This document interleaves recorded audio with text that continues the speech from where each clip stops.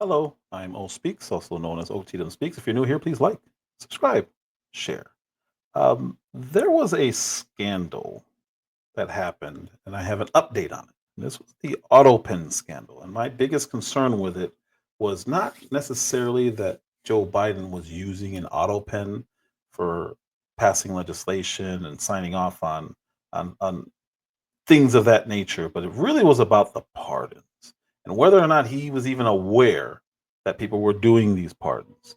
But before I get to that, I want to talk about Karine Jean Pierre because she has a book that came out, and it's fascinating because all of a sudden, her and people like Jake Tapper are advocates for truth and wanting to know, hey, how come nobody knew about Joe Biden's mental capacity and what was really going on in the White House? With that said, I want to bring up uh, Karine Jean Pierre. Number one question they ask me is, Karine, how do we get out of this? How do we protect our democracy? How do we protect vulnerable communities among us? What do we do next? Because we don't have answers here. That's what they ask me. And this is my answer. And what I mean by that is, in an era of misinformation, disinformation, the regressiveness of social policy, what we're seeing currently right now, what I have decided to do, and I really have thought long and hard about this, is to follow my own compass. Oh. And that's what I've done. And that's what this book does. And here's the truth. And here's how I will lay it out to you. I think we need to stop thinking in boxes and think outside of our boxes and not be so partisan. And the way that I see moving forward in this space that we're in right now is, if you are willing to stand side by side with me, regardless of your how you identify politically, and as long as you respect the community that I belong to and vulnerable communities that I respect, I will be there with you. I will move forward with you. And that is, I think, so important. So this book, Independent, it's about looking outside of boxes, not just always being in a partisan stance. And how do we move forward together in a compassionate way, in a way that really, truly cares about people? How do we move forward, Karine Jean Pierre? This woman literally called Donald Trump a fascist and a dictator. Now she's all about the peace. She's written a tell-all book that's coming out in October of this year about what really went wrong in the White House. Who's in charge? What's going on? Where's all this partisanship coming from? Where's all this partisanship coming from? You. But now on to the scandal. Because people like her and Jake Tapper, pretending to have no idea what was going on, oddly ignored the cognition issues of Joe Biden. Right here it says, exclusive watchdogs, Biden Autopen review finds criminal evidence of impersonating the president, meaning staffers, random aides, unelected officials may have been using the Autopen to sign off on law, executive orders, and pardons. It's kind of important. Before I go on to talk about the breaking news of today, literally today, let's see what other experts had to say about the Autopen. Donald Trump is ordering a Justice Department investigation into whether aides to former President Joe Biden covered up his mental decline. Now, without any evidence, the president claims that the former president... Immediately. Now, without any evidence, the president is making this claim.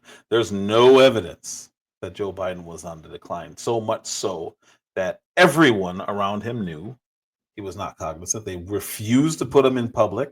We all saw with our own eyes the condition that he's in, but there's no evidence that someone may have used or taken advantage of the Autopen in lieu of Joe Biden actually signing off on things. No evidence for that. Because there's no evidence, there's no need to look into it, I guess. That's the stance that this media personality took immediately. President Joe Biden's aides used Autopen to sign official actions, raised questions about the legitimacy of his executive orders, pardons, and judicial appointments. A new book claims former President Biden's team knew he was struggling and even discussed a wheelchair for him to use post-election. Former President Biden dismissed all these allegations, calling the move and Trump's words a distraction. Can I ask you, do the Autopen pardons make those pardons invalid in your opinion? Not the technical. I mean, everyone has an Autopen. And remember, under our Constitution, the president has... But are Autopens typically used for pardons? I don't know the answer to that. I don't think that technical question is the key question. I think the question is intent. Will anyone say that Joe Biden didn't know what he's doing? Now, I assume he knew what he was doing when he pardoned his family. But when he pardoned all the January 6th committee and everyone else, I mean, maybe there's a question there. But again, you'd have to talk to some of these key people around the president. And I agree with that. I think he had every intention to pardon Hunter, even though he kept saying he wouldn't.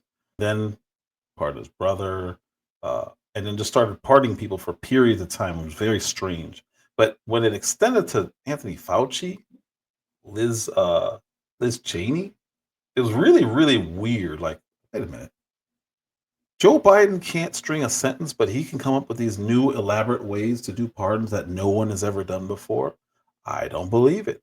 I think it's perfectly logical to look into, wait a minute, if he wasn't able to run the country, and he wasn't able to finish a campaign out, and he openly spoke about having cancer and they denied it and found out he did have cancer. With all this deception on his health, why is it out of bounds to not say, hey, you know what, we need to look into the things that he was doing.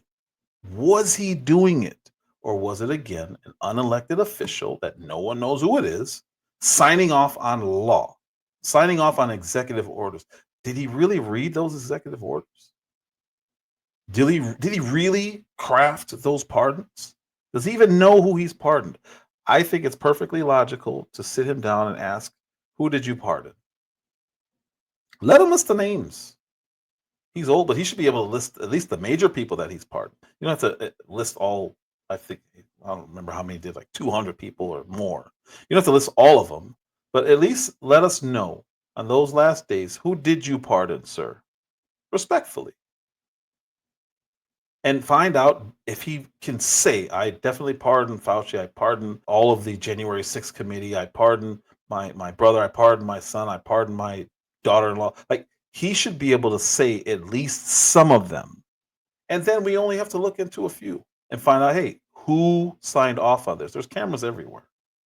Who walked in that room? Who signed this piece of paper? Who took that piece of paper and gave it to the president? Did he sign it?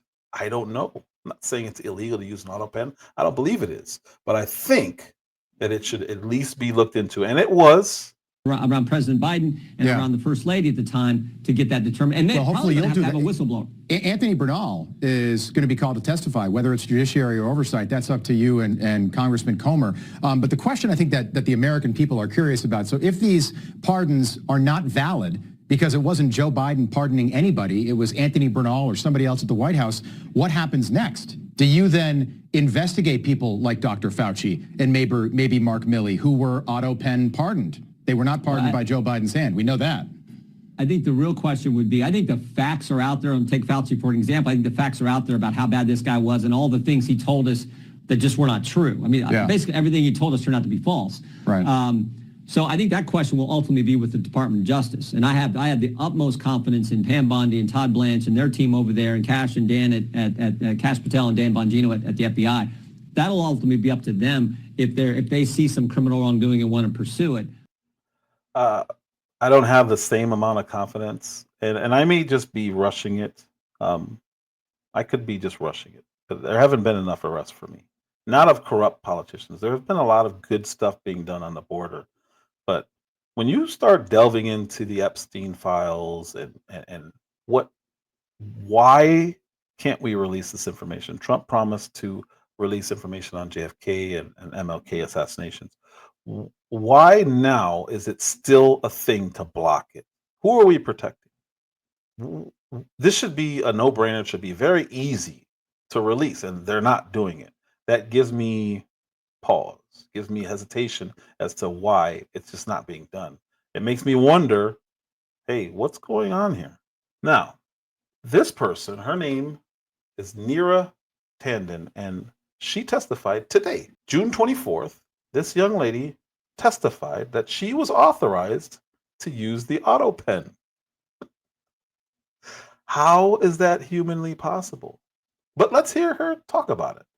I just spoke with the House Oversight Committee, Majority and Minority Council. I answered every question, was pleased to discuss my public service, and it was a thorough process, and I'm glad I answered every question.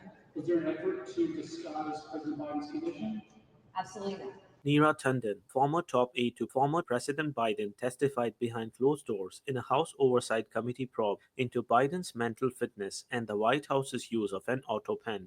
Tanden confirmed she was authorized to direct the Autopen while serving as staff secretary from October 2021 to May 2023 and denied any wrongdoing on manipulation. She said the use of the Autopen followed long-standing protocols and emphasized she had no reason to question Biden's command as president. In 2005, Deputy Assistant Attorney General Howard C. Nielsen Jr. of the Justice Department's Office of Legal Counsel wrote in an opinion, "The president does not need to personally perform the physical act of affixing his signatures to a bill."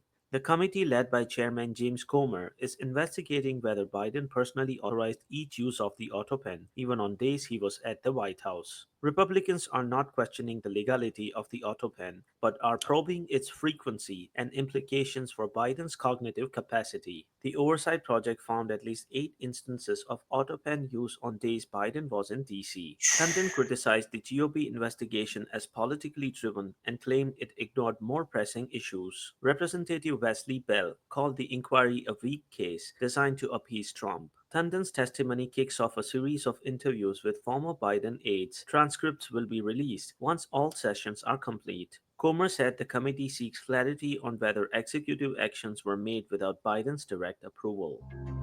I absolutely am all for this. It doesn't make sense to me that an aide can use the Autopen and sign for the president. And then, as you heard, there were 8 instances in which Biden wasn't even working, but he was signing things. So back to my point, we should be able to ask him, who did you pardon? Do you remember authorizing Autopen use for someone else? I'm pretty sure he would say, absolutely not. I would never do that. They don't want to do that. And I don't know if they're going to question them. And this is one of the issues that I have with our government right now. They have a mandate to do these things and they're not doing them. And I don't understand why. I genuinely don't understand why. But here's Peter Doocy. Peter Doocy here outside the West Wing of the White House. And there's rarely a good reason to bring a prop to a White House briefing. But this afternoon, after spending a couple hours going through Gw.stgdesigns with a color printer, I had an idea. There is one that looks different. It looks authentic. In fact, if you look at the last name, it almost looks like the president was having a hard time spelling his last name there. Very interesting props if you want to bring them to my office later so I can take a closer look. Joe Biden was the president. He signed so many different things. Why was the one thing he signed the day before he left so messy? We have a right to know. That's something we have a right to know. How is it so easily distinguishable of what he did sign versus what he didn't? And again, I'm not saying that there was any foul play. What I am saying is, if there was, we need to know. Because those pardons were shady. Those pardons were really shady. People were just getting these weird pardons over extended periods of time with very specific dates. How did Biden know that? Why would Biden know that? Why would he retroactively pardon people? And it comes across to me as if, especially with the January 6th committee, they had a plan. We're going to go at this president, meaning Trump, nonstop for these 4 years to not get him elected. And if he does get elected, right before Joe Biden leaves, he can just pardon us, or we can say he pardoned us. Use the Autopen. I'm Otito Speaks. If you're new here, like, subscribe, share.